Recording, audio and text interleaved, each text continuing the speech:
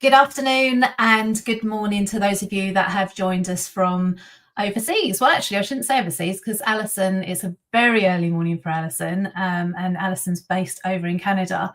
But before we start, I would really love to hear from you guys and where you're dialing in from. Those of you that join this on a regular basis know I like to see where the audience is from. I think sometimes we've had people from the Philippines and Asia, which I think is super late for you guys. So always appreciate you for joining us. And obviously from the States, Canada and Europe. So if you can, just let us know where you're dialing in from. But anyway, so today we haven't got Rick, we have Alison. So thank you for joining us today, Alison. We're going to be talking about a really important topic about global payroll compliance, and it is an evolving regulatory landscape. I think some people might even say it's a nightmare.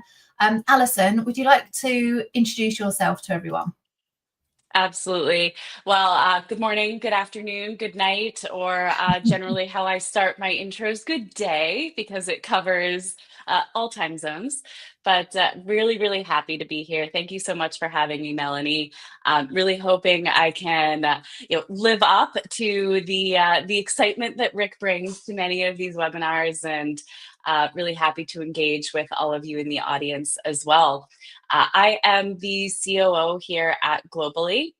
Globally is a global workforce management system. We are a single platform that allows global companies at any stage of their growth journey to hire, manage, and pay their teams in 125 plus countries. So, with that being said, and with the topic that we are here to talk about today, as you can imagine, we live and breathe payroll compliance and trying to make it easier for the folks who are managing global teams every day. So, really excited to talk about some of the things that we've learned, some of the things we've seen in the industry, and what we want to be looking for in terms of creating better systems and hopefully alleviating some of those nightmares, Melanie.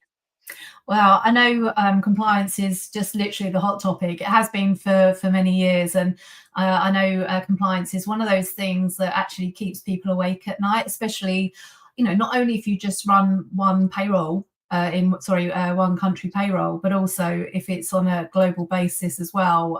It's a massive headache. So I think we have a few people joined us, and I'm just going to be ask you outright if you could just put a comment just to make sure that the comment section is working, and please don't be shy. Alison might ask your opinion on some things today as we go through. So it would be great to hear from you. I feel like I'm putting you under pressure now, but hopefully not. So obviously, I said compliance is a headache for everyone. But one of the things from a leadership perspective, why is payroll compliance now viewed as a board level issue rather than just an operational concern? Absolutely. I think more and more leaders are starting to think about payroll compliance and really understand that there is a significant amount of complexity in payroll compliance. That being said, I think a lot of boards and leadership don't understand all of the details that payroll professionals are sorting through on a regular basis. So, I think it's up to a lot of payroll professionals to be able to source all of the data and complexities and information about all of the different systems that they're managing, all of the different pieces that are part of payroll compliance, and help inform leadership and boards so they understand the potential risks, but also the advantages of good payroll compliance systems. So if we think about what a good payroll compliance system looks like, it's a reputational advantage. It can be an advantage for hiring. It can be a cost advantage as well. And if we think of the disadvantages, it's just the opposite side of the coin from that. It can be reputational harm, it can be fines, liabilities, a lot of stress on teams, potential fines, and a lot of manual work as well. So I think a lot of this is starting to come to light more and more, and it's important that boards and leadership understand that It's actually a strategic initiative to be able to set up those teams for success. And I just want to say thank you to those of you that have actually put comments. So really appreciate that. And it's great to see people from all over the world. And Chris, thank you for joining us again. I know you're a regular, so it's great to see you here. I think one of the things about the board understanding about compliance is we've run a few meetings, and in different countries, I think the payroll leaders are saying to the finance director, look, if this isn't done correctly, if there are compliance issues, you could end up in prison. And I think, or on the other side, you could end up having, a huge fine. And I think them understanding that level of how important it is, and I suppose the government's changing that side of things has really made an impact to the board, hasn't it? Like, you do need to take this seriously. Absolutely. Yeah. How can organizations embed compliance into their global governance framework so that it's proactive, not just reactive? It's a big question, Melanie. And what's interesting is when we talk to payroll professionals around the world, a lot of the users who are coming to talk to our globally team, we realize that there isn't a one size fits all framework that a lot of payroll professionals are using. I've heard things like quarterly audits in order to go through a lot of their different frameworks in each different country, manual research, setting something on the calendar saying, go review Spain this month, Google alerts so that they're aware when new information comes to light. And then, of course, there's the added complexity of all of the cross-functional teams and how they are working together on that same framework. So to your point, Melanie, it's incredibly important to be as proactive as possible, not reactive. Of course, we want to avoid any potential of the jail time or the fines that you mentioned as well. So we need to start building in control systems. So you need to make sure that this isn't just a one-off, okay, every 3 months I have to go and look at what may have changed in this country and just double check and make sure that I'm still compliant. There's things changing all the time. And so it's a constant, continuous flow of information, and you need to build in systems, processes, and frameworks that help you maintain those controls as continuously as possible. Now, that's easy to say. In practice, I'm sure many in the audience are thinking, well, that sounds wonderful. How would I actually go in and build something like that? And they're not wrong. It's very, very difficult to automate a lot of that rule monitoring. Um, at globally, for example, we believe that building in a lot of those frameworks from the beginning and into the foundations really is the future of payroll compliance. So it's making sure that your processes, your controls, your standards are all set up to make you be as efficient as possible. So you're not searching for data after the fact, but the data is coming to you and exactly when you need it and as real time as possible. And I think one of the things that we've spoken about as well just recently is if you are using like an AI bot somewhere along the line, ensure that you are researching the results that the AI bot shows you. So it's not just, oh, okay, ChatGPT or whatever has said that this is the correct compliance or, the correct bit of legislation for that country. Make sure you research what it's come up with just to ensure that you are doing things correctly. Yeah. Yeah. We're just saying that we've heard a lot of like the younger generation going, well, on ChatGPT it says this, and it's like, no, you still got to check it, and that's wrong. But anyway. I love that topic though, because AI has now just ingrained itself into every part of our lives. I don't think you could get away from AI in all of your apps on your phone, at work. There's commercials related to AI. It's just everywhere now. But you really have to think about what kind of data you're feeding the AI. If you've asked it the right questions, a lot of people, ChatGPT is a great example. You can ask all kinds of questions and think that you're getting these really complex answers, but it may not have all of the context that you need, which allows it to make assumptions. And those assumptions may be wrong and you don't know. And sometimes you don't know when the model was last updated. And we're talking here about trying to embed real time compliance into your systems. A lot of those models are not updated in real time. So if there was some announcement that's relevant to your role that just came out yesterday, very likely a lot of those AI models have not ingested that. And so you're still working reactively, even though you're doing your best by trying to use AI. Yeah, there was a situation, I think it might have been the Netherlands, I'm not sure which country I was in at the time, where they were saying that a white paper had been written on a recent law change, but it was actually incorrect. But it was all over the internet as such.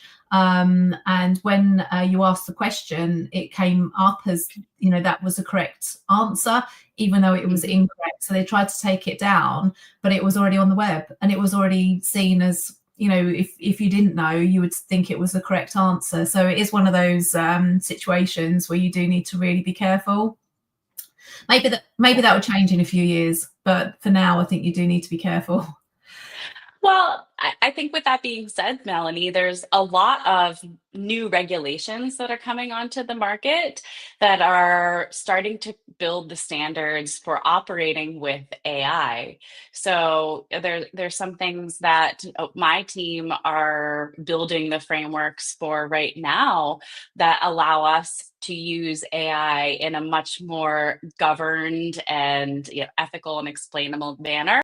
So for anybody who, we're talking about compliance. So for anybody who thinks from an organizational compliance perspective, they may be aware of ISO 27001, SOC 2 Type 2.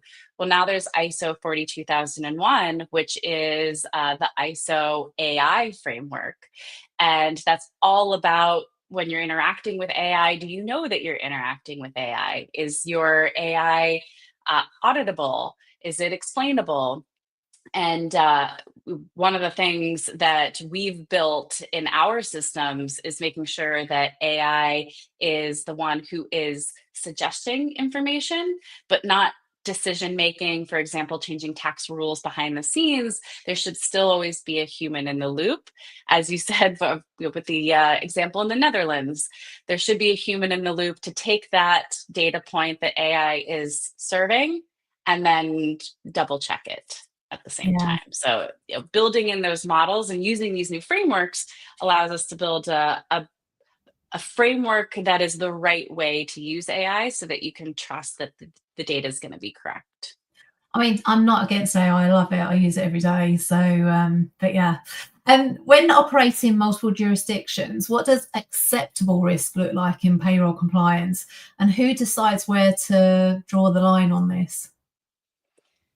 Great question. I think if we were to ask everyone in the audience here today, they would all have different answers because I think it can really vary depending on the size of the organization, the industry, the regions where they may be operating, and the maturity of the organization is a really big one to think about. So, for anyone who's worked in a really small growing organization in the past, they might have a higher risk tolerance, and sometimes they just may not have the teams large enough to understand that they might be running into a potential misclassification risk with a contractor, for example.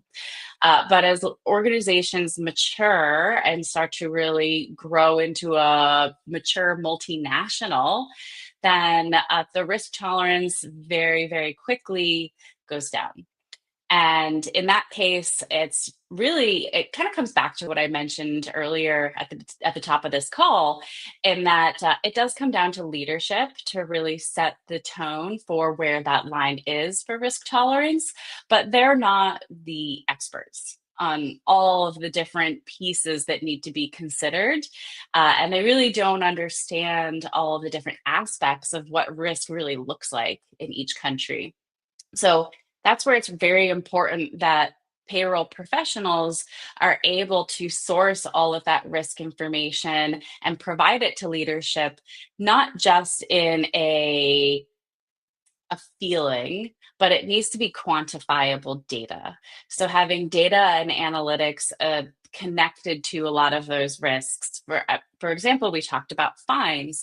What is the potential fine for some of the areas where maybe we are comfortable with incurring some risk, but if we are penalized and fined, what is that monetary value? And at what point does it maybe pass a threshold that we're no longer comfortable with?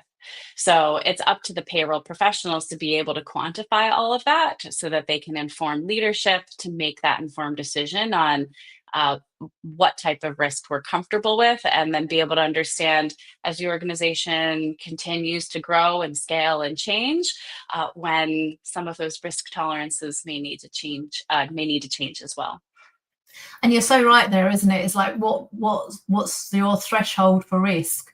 Because we've come across members who have joined departments, and then they've realised that then their payroll department isn't being compliant in a certain country, and to sort out that compliance or to sort out that risk, it's or to actually just sort it out, it's 250,000 euros, and that's quite a big bill, isn't it, to tell anybody that this is the problem. So it really is a good to have a good understanding of the risk and penalties, and having a good understanding so you can tell it upwards to the board of what's going on.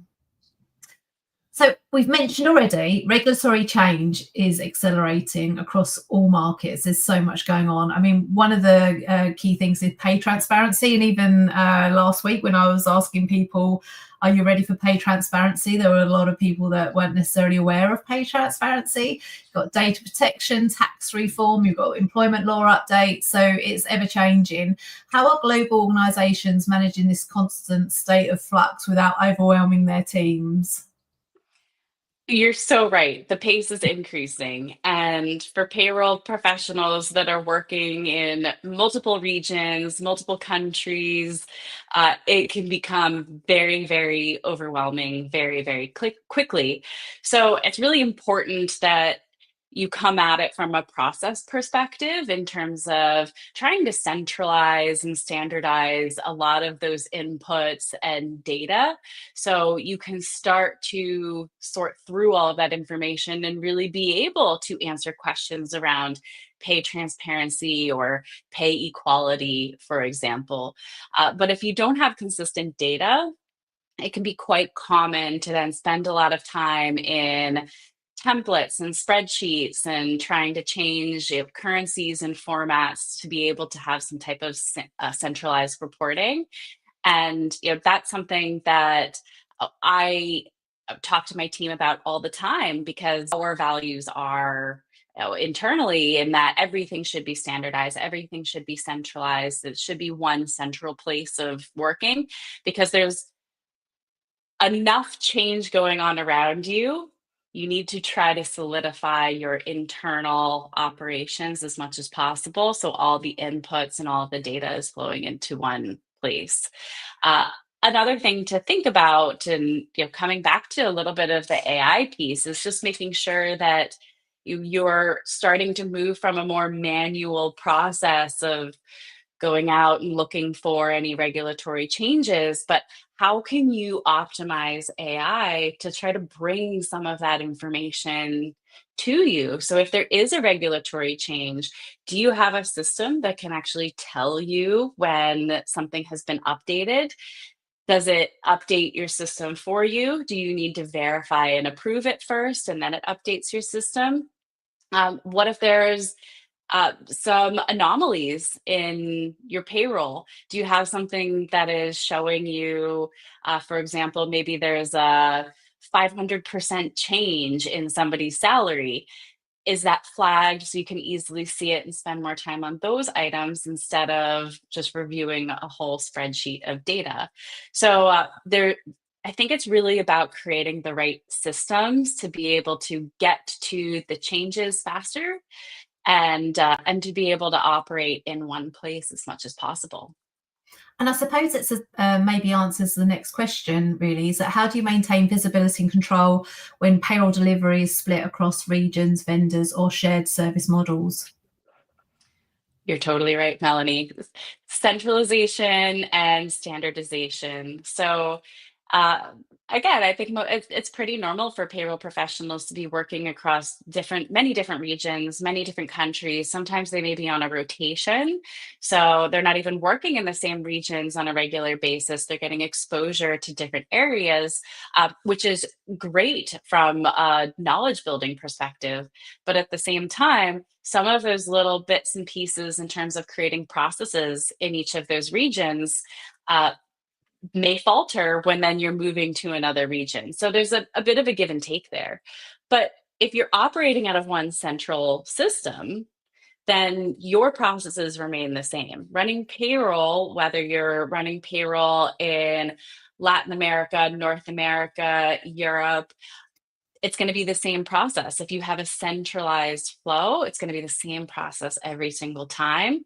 And that makes it so much easier for payroll professionals and leaders to think more strategically instead of getting into the weeds of all of these pieces.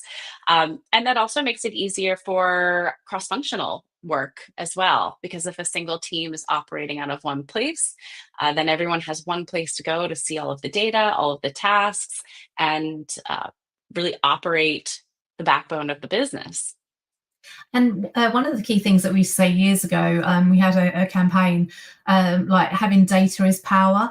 And if you have it all in one centralized place, then that gives you the power to do a lot of different things within the function of the payroll leadership. Absolutely, absolutely. Yeah. In your experience, where do you, sorry, let me start again. In your experience, where do the greatest compliance vulnerabilities lie? In process, technology, or in human interpretation? Ooh, this is a good question. I have to say, I Hard, do love hard to this question. put me on the spot. Um, it really is an intersection of all three. But if you're going to force me to choose one, Melanie, I would pick process, and that might be because I'm an operator as well. But I'll explain why. So I think uh, process is really the confluence of both people and technology. I mean, that's what we've been talking about here. Um, we're talking about how do you create processes to help manage your payroll compliance. When we talk about the people that are running those processes, they're just trying to build a solution to help them optimize their processes every single day. And they may be selecting technology that helps them get there. We've talked about how AI is an up and coming tool that a lot of professionals are using to optimize their process. That being said, I think there's a lot of tech out there that may not optimize process. And there's a lot of people out there who desperately want a better process, but they need a place where they can centralize all of it and they need technology to help support it. So they're kind of all interrelated, but at the end of the day, in my opinion, it comes back to optimizing for the process. And that's a lot of what we talk about on my teams. And we've built optimizations for process where things are automated for global payroll teams, where things are flagged by AI so that they spend less time on process. The tech helps them spend less time on process and more on the most important things or revenue generating items or expansion into new markets.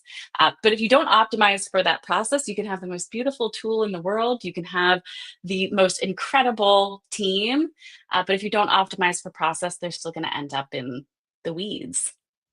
That's really interesting because I did wonder whether or not you was going to say human interpretation, but actually, what you've just said just makes perfect sense. You know, you need a process. It all comes down to that. But again, I'm an operator, so maybe I'm biased. Well, if anybody disagrees, I know, please don't be shy. But if you do disagree, please add in your comments what you think, whether or not you think it's process, technology, or human interpretation. I think technology is so good now that I wouldn't have said technology. So, but the process does make sense. So many organisations investing heavily in automation and AI for compliance monitoring. How do you ensure governance? I know we've covered this a little bit, and accountability to remain intact when decisions are increasingly data driven. So how do we control that? I mentioned earlier the ISO 42001 framework, which we have built into our systems. And it's increasingly on the radar of a lot of regulatory agencies as well. I think we were just discussing the EU AI Act in a conversation I was having yesterday, and I think these frameworks are going to become more and more common to make sure that there is regulated usage of AI. So, with that in mind, when any team is thinking of adopting AI into their internal operations, and especially when it comes to payroll compliance, you have to make sure that you really understand how the AI is working, how it is. I mean, I mentioned before, explainable. It needs to be auditable. You need to have some type of human in the loop as well, and you need to know when you're interacting with AI. I mean, those are just the high level bullet points of what a lot of these frameworks are looking for. But it's really important to make sure that you are adopting and building systems that are adhering to these standards. So, for anyone on the call today, I would be curious to know if, when you've gone out to the market and looked for tools to help you with your day-to-day payroll and/or payroll compliance, uh, are you starting to see things like the EU AI Act discussed more? Have you heard about ISO 42001? Because I think you're going to start hearing about it more, and asking and demanding that type of level of AI security the same way that we do for ISO 27001 or SOC 2 Type 2. I think it's going to become just a standard framework that we start requesting from the tools that we're looking to adopt, the platforms we want to use, and maybe even the vendors we may choose to work with.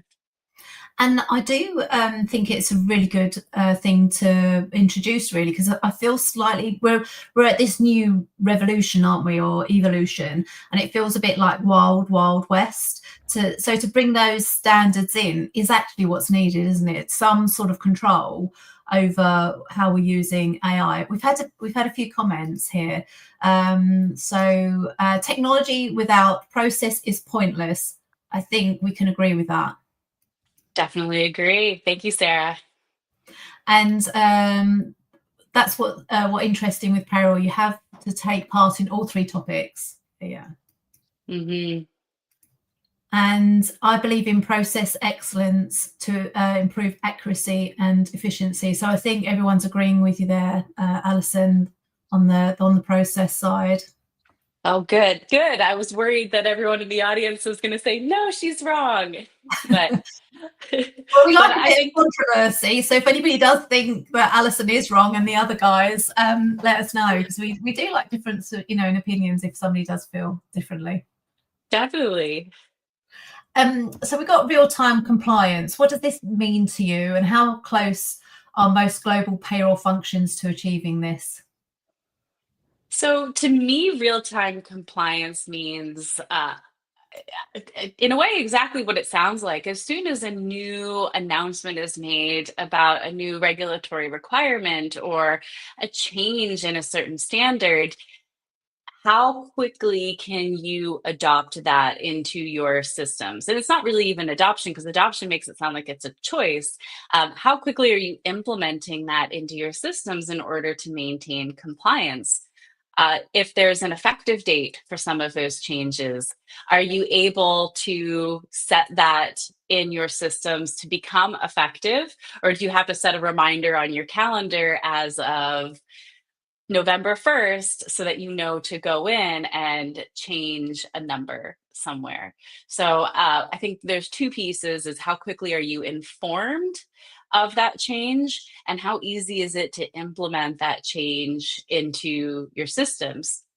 Now, what we've built on the globally side is a AI functionality to then pull that data into our system, so you're informed in real time, and then you're able to implement effective dates so that you can automate a lot of those changes.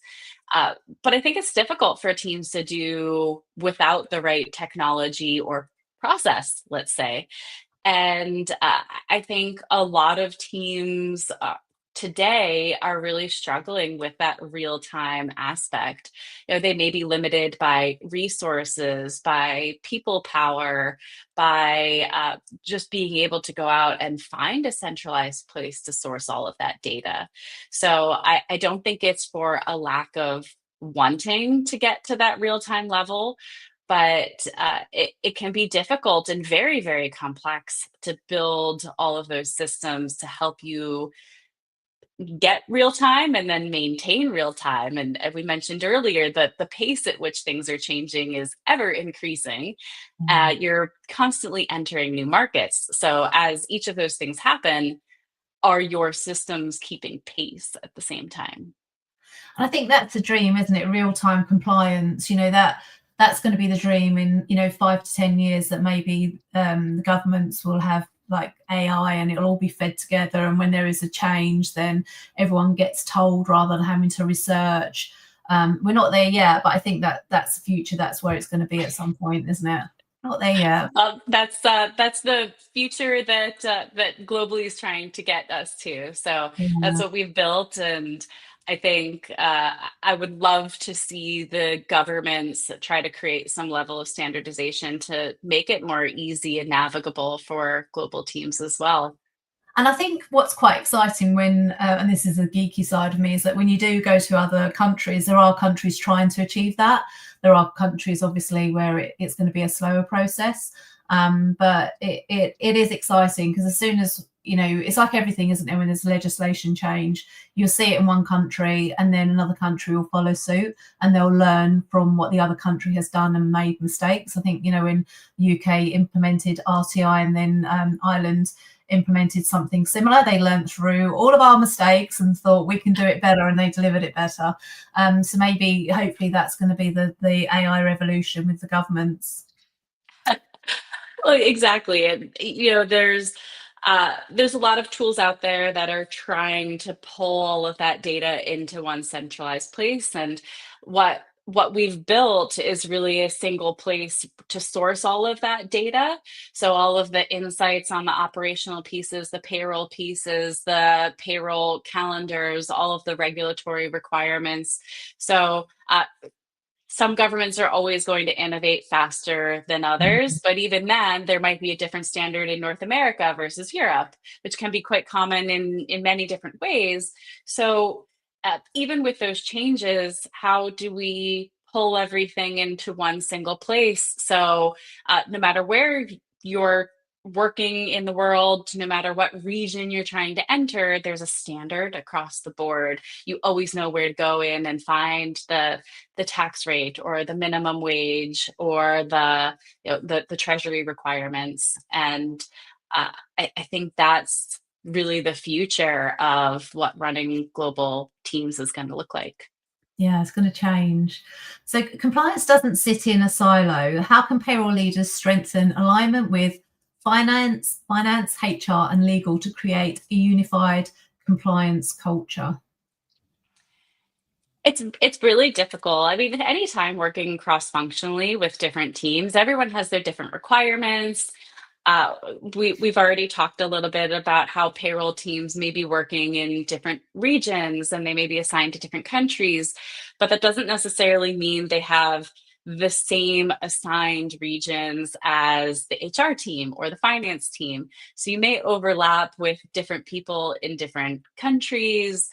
They may be rotating, you may be rotating. So there's a lot of overlap, but with a lot of the structures you see today, it can create a lot of risk for gaps and silos, and sometimes just unclear separation of duties as well. So, who does what when?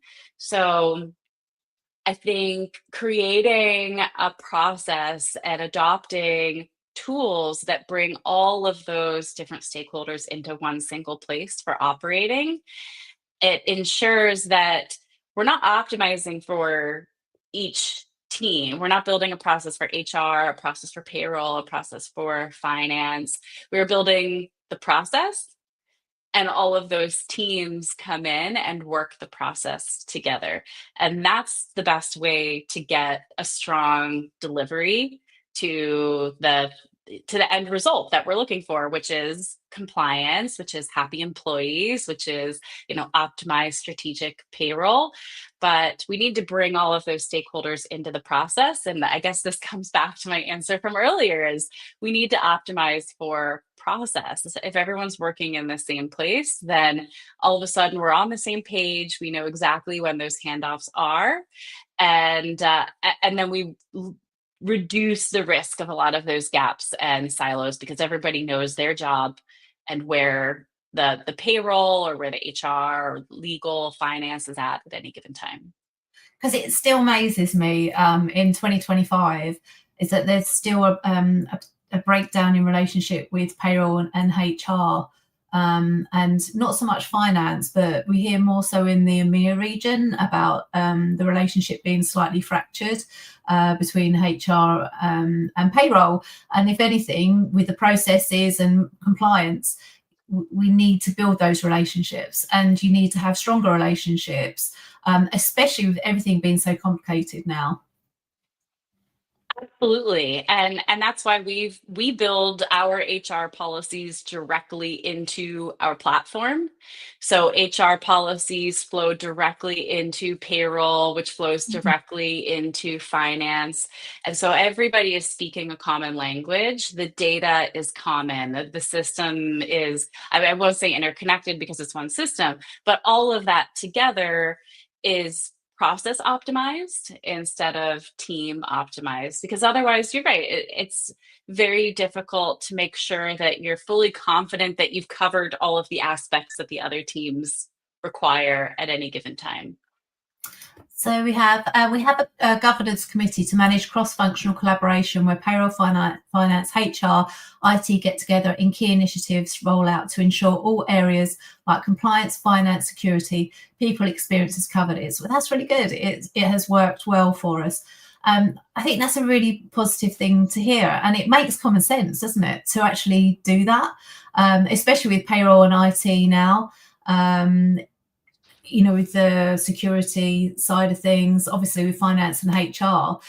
So I'm really glad that that's worked, and I wonder if other people are doing that as well. HR and payroll, the need for systems and processes. Yeah, definitely. We definitely process is the key. I expected compliance today, but not processes. So I think it's fantastic. So we're coming towards an end of today. As we look towards 2026 and beyond, what external forces, political, technology, or social, do you believe will most influence global payroll compliance? Ooh, another tough one, Melanie. Uh, Sorry. I'll go technology, because I think, first off, I've built a technology product with globally, but I think technology overall is really developing into a new world of how do we utilize AI? How do we connect data and standardize data? It's becoming more and more common for people that maybe don't come from a technical background to be talking about APIs and integrations and AI agents, and it's becoming just a common thread of our natural working language. And because of that, I think it's really important to understand what do those things mean? What are the right ways to be integrating and utilizing all of those different technology tools? And how do you cut through a lot of the noise that's out there? I mean, AI, there's a lot of noise nowadays. So how do you cut through the noise and really understand what works for you, what's going to scale with you, what can you trust? So I think uh, technology is really where everyone is looking for the solutions. And my recommendation around that for the teams and the individuals who are watching today is to have your own internal frameworks on what does good technology look like? What does compliant, safe technology look like? What do you expect from your technology systems? So that you have a little bit of direction and standard when you go out to the market and start building integrations or looking for new tools. You want to demand the best from those systems and make sure that you're not adding additional risk to your organization, but actually setting them up for success. Yeah, I like that, demand the best. So my last question, finally, what advice would you give to executives or payroll leaders who still see, executive like the C-suite, who still see payroll compliance as a back office issue rather than a strategic differentiator? How do we change people's minds? Is it the where you could end up in prison if you don't do this?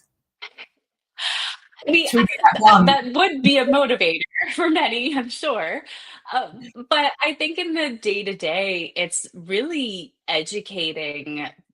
I think leadership, it's educating leadership of a lot of the nuance and risks associated with what payroll professionals see every day. So it's about quantifying those risks so you can present it in a data forward manner.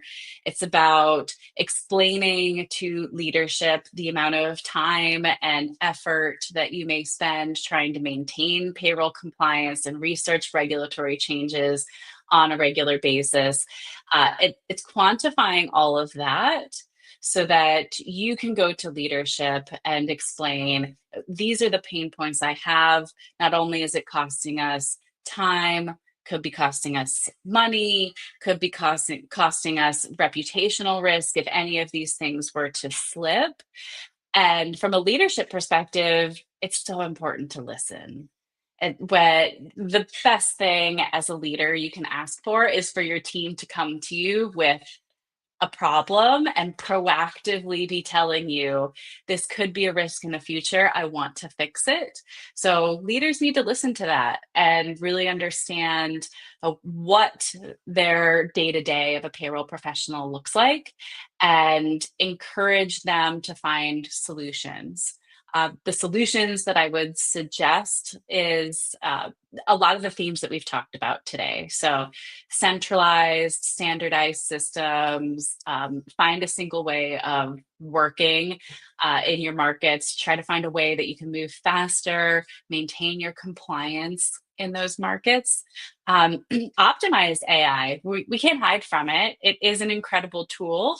So just make sure that the platforms that you're selecting have optimized AI in a safe and compliant way where you understand how they're operating. And I don't see it being a difficult conversation for leadership at that point, but I think it's really first setting the tone of them understanding what the problem is and then presenting them a solution that hits on some of the themes we talked about today. So, as we optimize for that process, we're going to optimize for payroll compliance, and then you know, all sides of the organization are better off at the end of the day. Okay, well, thank you so much. I think what I've taken away, processes definitely, compliance, of course, because today's about compliance and technology. And I think embrace it and network with your colleagues in different departments to ensure that you have got those processes in place. But thank you so much, Alison. It's been a really interesting conversation. So I really enjoyed it. You did a fantastic job in, Rick's place. So you did. No, you truly have. So no worries on there. Actually, We'll maybe have to we'll battle it out to see who gets to join you on the next one. that's it. Yeah. So maybe actually Rick has something to worry about. Who You knows? might. You might. But if anybody wants to get in touch with you, Alison, can they connect with you directly on LinkedIn? Can they? Absolutely. They're welcome to connect with me anytime. And I would love to, for anyone who wants to learn more about globally or just in general about the industry, I'm happy to connect, send me a message, and we can talk.